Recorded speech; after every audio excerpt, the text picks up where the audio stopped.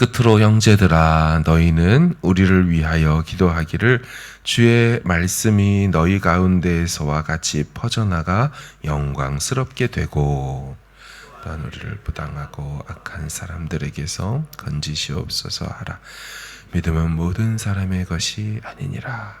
주는 미쁘사 너희를 굳건하게 하시고 악한 자에게서 지키시리라.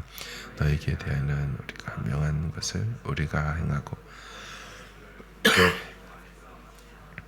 주께서 너희 마음을 인도하여 하나님의 사랑과 그리스도의 인내에 들어가게 하시기를 원하노라.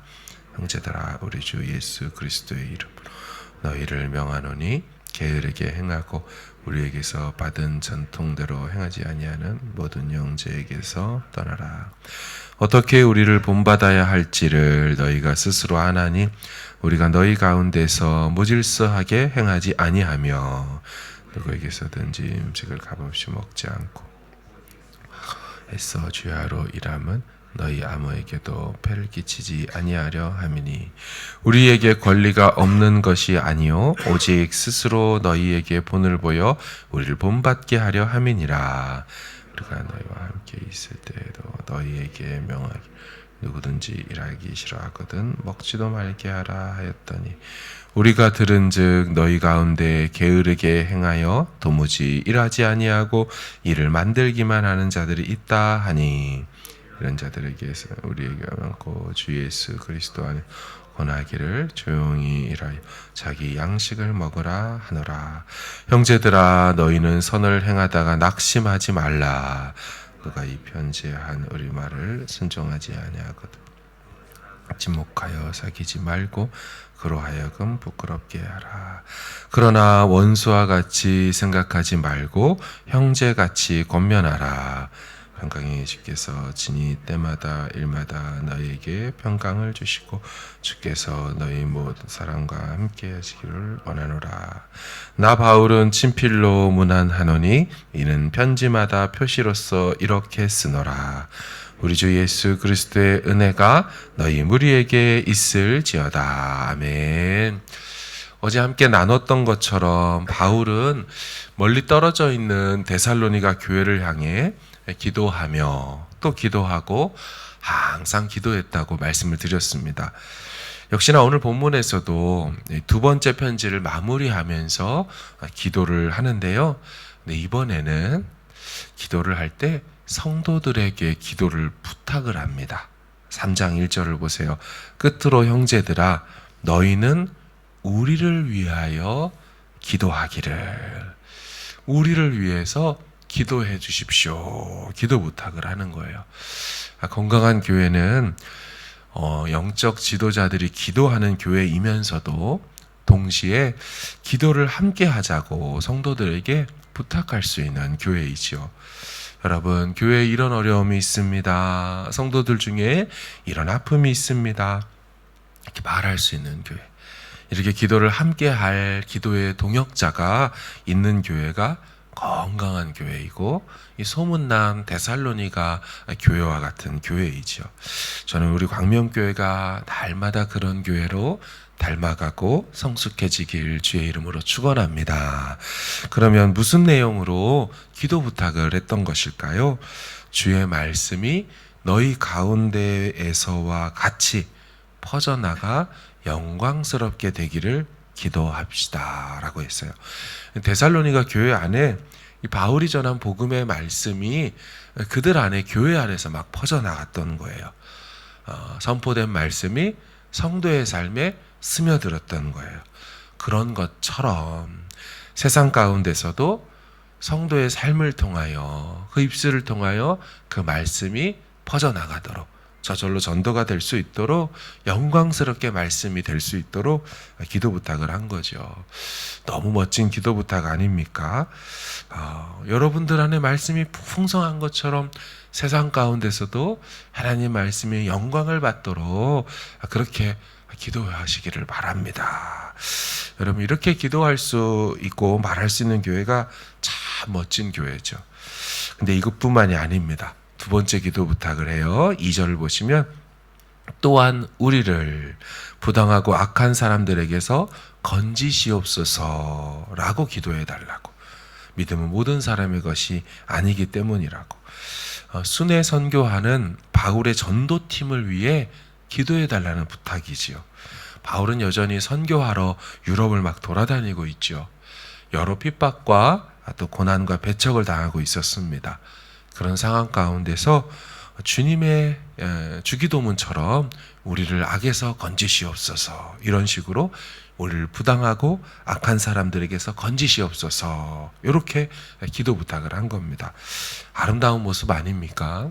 개척하고 얼마 안 된 신생교회인데도 선교팀을 위해서 늘 기도할 수 있는 교회였다는 것입니다. 자기들의 문제만이 아니라 열심히 선교하는 팀을 위해서 함께 기도할 수 있는 교회. 바울은요, 그리고 이렇게 기도만 부탁하지는 않았어요. 곧바로 자신도 그들을 위해 편지 속에서도 기도합니다. 3절을 보세요. 주는 미쁘사 너희를 굳건하게 하시고 악한 자에게서 지키시리라. 이 기원의 문체입니다. 5절도 보면 주께서 너희 마음을 인도하여 하나님의 사랑과 그리스도의 인내에 들어가게 하시기를 원하노라. 편지 마무리에도 이렇게 하죠. 16절 평강의 주께서 친히 때마다 일마다 너희에게 평강을 주시고 주께서 너희 모든 사랑과 함께 하시기를 원하노라.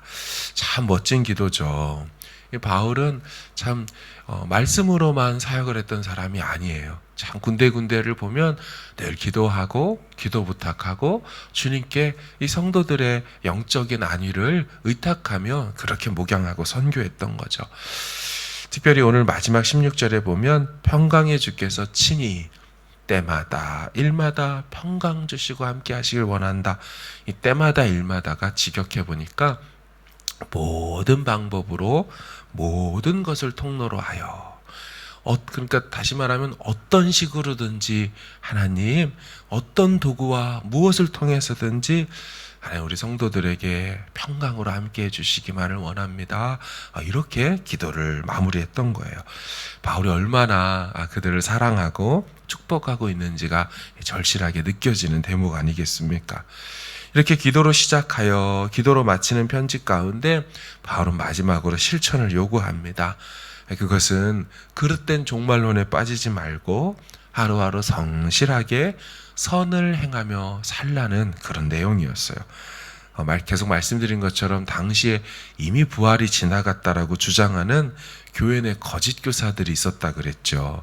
앞장인 2장 2절에 보면 주의 날이 이르렀다라고 말했던 사람들이 있어요. 여러분, 그렇게 하다 보니까 교회 안에 나타날 수 있는 현상이 무엇일까요? 도덕적 방종입니다. 이미 세상에 종말이 왔다는데 뭐 할 게 뭐가 있겠습니까? 그냥 놀고 먹고 사는 대로 살자. 이런 주의가 교회 안에 들어온 거죠. 6절을 보세요. 형제들아, 우리 주 예수 그리스도의 이름으로 너희를 명하노니 게으르게 행하고 우리에게서 받은 전통대로 행하지 아니하는 모든 형제에게서 떠나라. 10절 우리가 너희와 함께 있을 때에도 너희에게 명하기를 누구든지 일하기 싫어하거든 먹지도 말게 하라. 바울은 늘 열심히 수고하고 일하여 먹고 살라고 얘기를 했어요. 11절 우리가 들은즉 너희 가운데 게으르게 행하고 도무지 일하지 아니하고 일을 만들기만 하는 자들이 있다 하니, 잘못된 종말관이죠. 내일 주님이 오시더라도 우리는 오늘 최선을 다해 믿음으로 말씀대로 살아가는 것이 바른 삶의 모습입니다. 12절을 보시면 12절 이런 자들에게 우리가 명하고 주 예수 그리스도 안에서 권하기를 조용히 일하여 자기 양식을 먹으라 하노라. 하루하루 성실하게 일하고 그 소출로 먹고 사는 것이 하나님의 뜻이라고 말하는 겁니다. 여러분, 성경은 노동을 일하는 것을 신성하다고 말해요. 아담과 하와의 죄가 세상에 들어오기 전부터 하나님은 에덴 동산을 경작하고 지키라고 이미 노동에 대한 것을 말씀을 하셨어요. 그러니까 노동 자체는 죄의 결과가, 잘못한 심판의 결과가 아닙니다. 아무 할 일도 없이 빈둥거리며 살아가는 그런 삶을 요즘 세대는 참 많이 꿈꿉니다. 그것을 막 자랑을 해요. 잘 못 들어보셨을 텐데 파이어족이라고 있습니다. 파이어. 원래 영어로는 파이어가 해고 이런 건데 은퇴를, 조기 은퇴를 꿈꾸는 이런 세태들이 요즘에 많이 있어요. 30대, 40대까지 물불 가리지 않고 수단 방법 가리지 않고 죽어라고 이래서 은퇴 자금 10억, 20억을 어떤 식으로든 모으는 거예요. 그때는 아무것도 필요 없습니다. 복지도 필요 없습니다. 죽어라고 일만 합니다. 밤에서부터 아침부터 밤까지. 그렇게 해서 조기 은퇴를 해서 남은 3, 40년, 한 40까지 일하고 그 뒤 3, 40년을 놀고 먹겠다라는 주의가 파이어족들의 행태예요. 또 혹은 어쩌다가 부모 잘 만나서 재산이나 건물을 증여받아 평생 임대료 받아먹고 놀고 먹는 인생을 세상 사람들 복받은 인생이다, 대박난 인생이다, 이렇게 말하는 게 오늘날 세상 사람들의 인생관 아니겠습니까?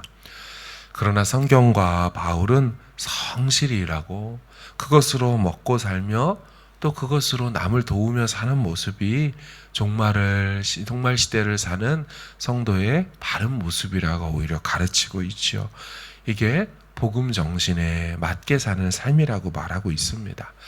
말씀을 정리하면서 늘 기도하는 교회와 성도, 또 그렇게 기도를 부탁하고 또 서로 기도해 줄 수 있는 교회와 성도, 함께 기도의 동역자로 만나는 교회와 성도가 바로 데살로니가 교회와 같은 건강한 교회가 되는 것입니다.